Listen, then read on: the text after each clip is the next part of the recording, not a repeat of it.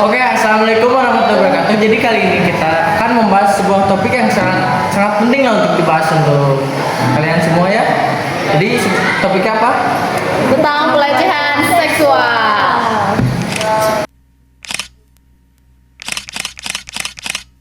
Ya benar, soalnya sekarang ada isu baru di Karawang. Kasus pelecehan seksual terhadap perempuan lagi ramai banget dibicarakan. Dan jujur, ini bikin kita miris karena kasus kayak gini terus berulang. Dan yang bikin prihatin itu kalau di kasus kayak gini tuh banyak perempuan yang susah buka suara gitu. Terutama sila kedua ya. Kemanusiaan yang adil dan beradab. Kalau kasus begini terus terjadi, berarti masih ada yang belum jalan dengan baik dong dengan sistem sisi moral dan perlindungan sosial.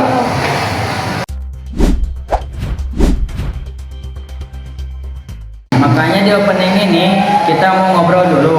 Sebenarnya pelecehan seksual itu apa sih? Kenapa masih sering terjadi? Dan kenapa perempuan yang paling sering jadi korban? Nah, nanti juga kita itu akan bahas tentang ada dampak-dampak dari kasus ini, terus tentang kenapa sih si korban tuh selalu diam gitu, gak bisa bungkam suara gitu. Ya. Jadi buat kalian ya tetap stay tune. Kita akan bahas dan kupas-kupas ini semua dengan tetap edukatif. Iya, langsung.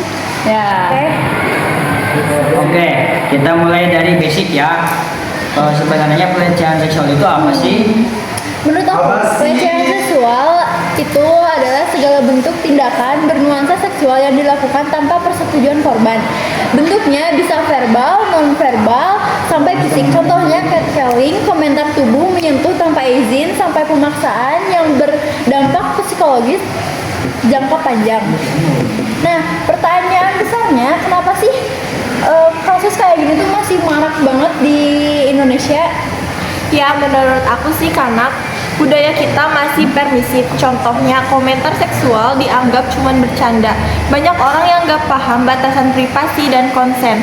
Ditambah masyarakat sering menyalahkan korban. Akhirnya pelaku merasa aman dan bebas karena tahu orang bakal meragukan korban dan bahkan menyalahkan korban karena seolah cara berpakaian yang mengundang.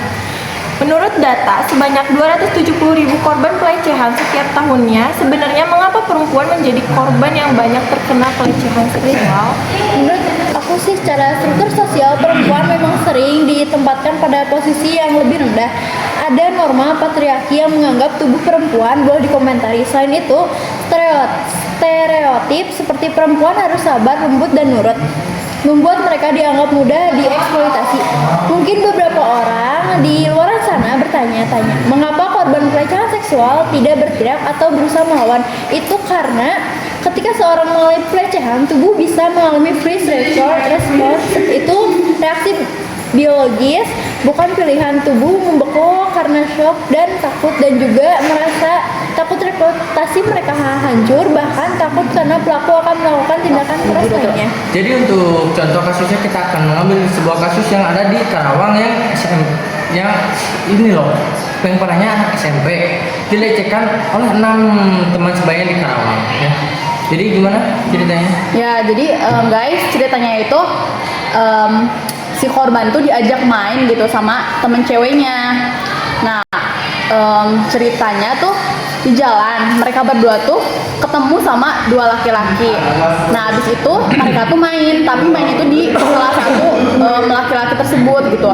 Pertama-tama sih mereka main-main biasa aja, kayak main di ruang tamu, kenalan. Soalnya si korban itu emang gak kenal gitu sama si laki-laki tersebut. Nah, kalau yang temen yang ngajak dia main itu, yang ngajak main itu emang dia kenal sama laki-laki tersebut gitu. Terus karena yang teman korban yang memang ngejemput korban itu, beliau malah memvideokan kejadian tersebut sampai orang tua korban itu tahu. Jadi orang tua korban setelah mengetahui itu langsung melapor ke polres terdekat. Iya, jadi mereka itu abis kayak nyantai-nyantai kenalan di ruang tamu tuh terjadi jadi si korban tuh langsung diajak ke kamar dan melakukan pemerkosaan gitu. Dan jumlah itu ada 6 orang ya. Miris banget sih guys itu. Parah. Ya, parah banget.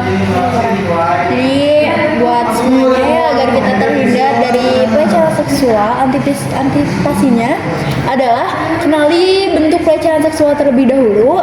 Terus biasakan berkata tidak atau berani menolak. Kedua itu hindari ruang tertutup dan orang yang tidak dikenal gitu. Langsung jika harus pulang malam, informasikan kepada keluarga terlebih dahulu. Langsung simpan nomor darurat, nomor keluarga atau polisi. Setelah itu dipastikan harus membawa alat pelindungan diri seperti pisau lipat atau yang lainnya. Nah, ini pendidikan untuk laki-laki agar tidak melakukan pelecehan seksual ya. Jadi edukasinya adalah ajarkan sejak kecil. Jadi dari kecil harus diajarkan agar tidak melakukan pelecehan seksual. Nah, terus tindakan apapun yang menyentuh misalkan kalau orang lain atau apa itu tidak boleh ya. Apalagi yang lawan jenis, sesama jenis juga tidak boleh. Terus ajari untuk tidak menormalisasi pelecehan. Stop tertawakan dirty jokes ya. Apa kalian dirty jokes? Ya, kalian tahu lah. Terus stop komentar tubuh seperti ya gitulah, refleks dan lain-lain. Terus stop catcalling and stop menganggap perempuan objek visualisasi. Nah, terus apa lagi ya? Korban pelecehan seksual sering diam bukan karena aman, tapi karena masyarakat tidak aman bagi mereka. Maka masyarakat harus berubah menjadi sistem pendukung yang kuat. Jangan menyalahkan korban. Hindari kalimat seperti kenapa kamu gak teriak? Nah itu gak boleh guys. Jadi itu harus dihindari. Terus makanya Mungkin si korbannya ditanya gitu sama kenapa kamu gak teriak ya, mungkin gak tahu gitu ya perasaan si korban, Iya, kaget gitu. terus takut gitu, harus gak langsung ngeblame gitu kan, gak tahu kita harus ngelakuin apa gitu. ya benar itu. Terus makanya jangan pulang. Nah itu jangan banget guys, jangan digituin ya. Karena si korban tidak tahu mereka akan dilakukan pelecehan seksual. Terus dampingi korban sampai menemukan keadilan. Sediakan ruang aman. Nah itu untuk korban ya. Kita semua telah sampai di akhir pembahasan hari ini. Satu pesan penting, pelecehan seksual terjadi bukan karena pakaian korban, bukan karena cara berjalan, bukan karena pulang malam, tapi karena pelaku memilih untuk melecehkan. Karena itu, mari kita sama-sama menciptakan dunia yang lebih aman, dunia di mana laki-laki menghormati, teman saling menjaga, dan masyarakat tidak lagi membungkam korban.